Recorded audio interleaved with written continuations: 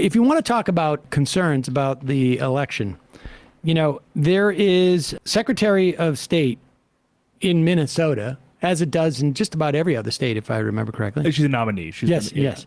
But the position of Secretary of State in Minnesota is in charge of setting up voting in the state.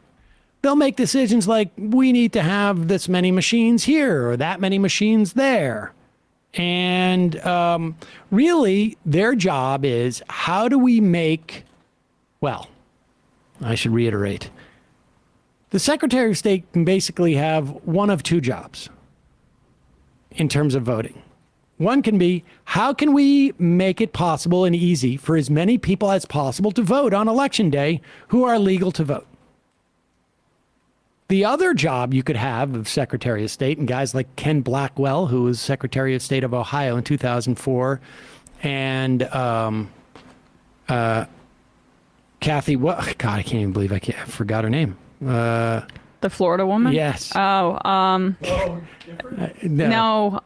the idiot. Oh my God. Kathy, I can't believe I've forgotten. Damn it, I'll look it up. I've had Janine play that character so many times. But the Secretary of State in 2000. Katherine Harris. Katherine Harris in 2000 was in Florida. In fact, both of them were coincidentally the co-chairperson of the candidates' election committee in the state. So Katherine Harris, who's the Secretary of State, was the co-chair of the Elect George Bush campaign in Florida, and the other guy was the governor, Jeb Bush, who was the other co-chair. In Ohio, Ken Blackwell, co-chair of the re-elect George Bush in 2004. So Secretary of State's a pretty important position. And Minnesota, of course, is a bluish but purpley-ish state. There's some rancid red in that state, too. Yes. But, yeah. And so, if you're a Republican, you might want to inhibit voting a little bit. This nominee for Secretary of State in Minnesota, Republican nominee, has some really interesting ideas as to maybe how to, I don't know, limit the people who have franchise. A DNC entity sued Steve Simon. It's kind of what I call fake, a fake court fight, because Simon thought this was great. They attacked the voter assistance laws in Minnesota that limited the number of people that, say, a political operative or anyone, maybe an employee in a nursing home, anyone out there. They limited the number of people that one person could help vote, or the number of people who could pick up ballots and bring them in for counting.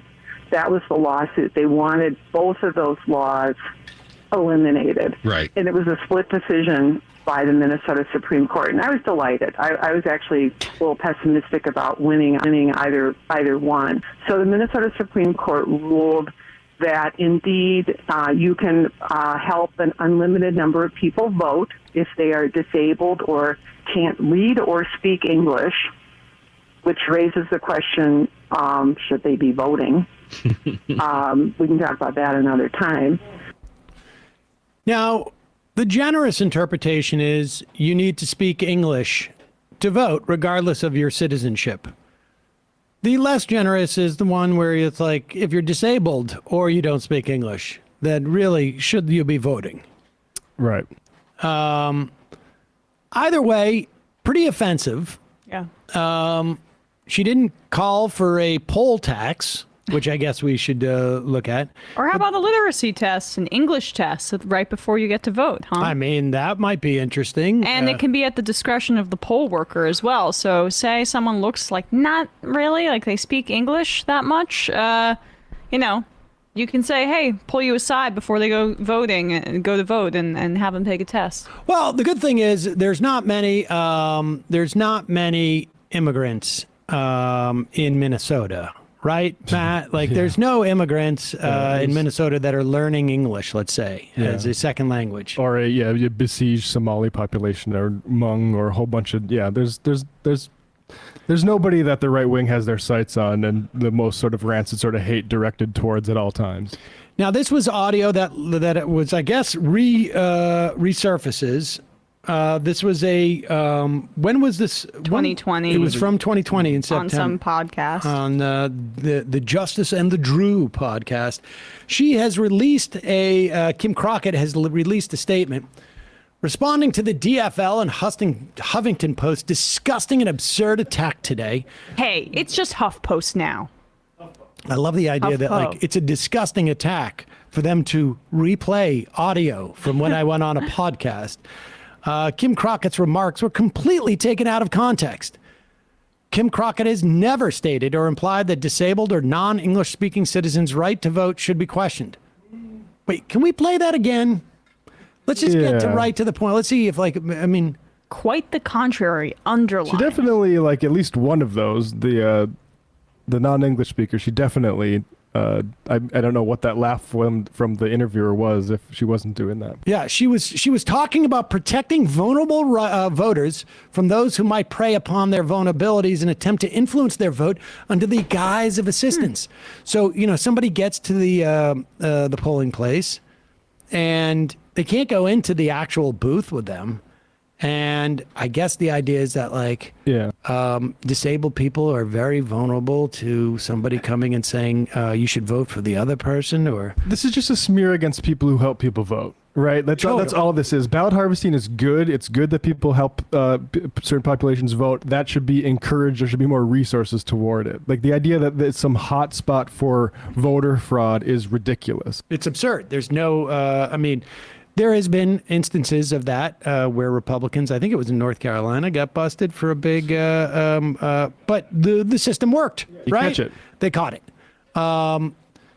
Let's just play that one moment where she says that, just so that we can hear that again and make sure that what she was saying was that we need to protect disabled and non-English speaking voters from people who are attempting to sway their vote. That indeed you can help an unlimited number of people vote if they are disabled or can't read or speak English, which raises the question, should they be voting? We can talk about that another time. Well, no, I'm trying to figure this out. Raises the question, should they be voting? And she says she has never stated or implied that disabled or non-English speaking citizens' right to vote should be questioned. It quite literally raised the was a question. Quite literally. You said it raised that exact Whoever question. her PR representatives needed, they could have done this stupid denial while making their language a little less exactly On what the she nose. did. Yeah, I was trying to parse that. That is a weird way to say that. Their right to vote should be questioned. They could have just said Kim Crockett has always said that everyone should have the right to vote, regardless of whether they're disabled or what language they speak. Yeah. But she literally did question it, and maybe that was it. We wanted to make it so, or maybe this is, I don't know. And maybe she was going to raise the question, and then when they talked about that other time, it'd be like, absolutely anybody who, even if regardless of their language, should be able to vote, and we should ensure that. I'm glad I flagged that so that I could not reiterate their right to vote in that moment, but rather make it seem like I was about to question their right to vote and then answer it in the complete affirmative. Which raises the question, which the answer is, of course. I was just pointing out vulnerabilities in the system for disabled and non-English speakers. This is and Carrie Lake in Arizona, some really scary secretaries of state that could potentially win. And that's Kim Crockett with a C, by the way. The C is how you spell her last name, not K. So it's not K's, not a bunch of K's, which you might expect given some of her rhetoric. Oh, there we go. I was slow.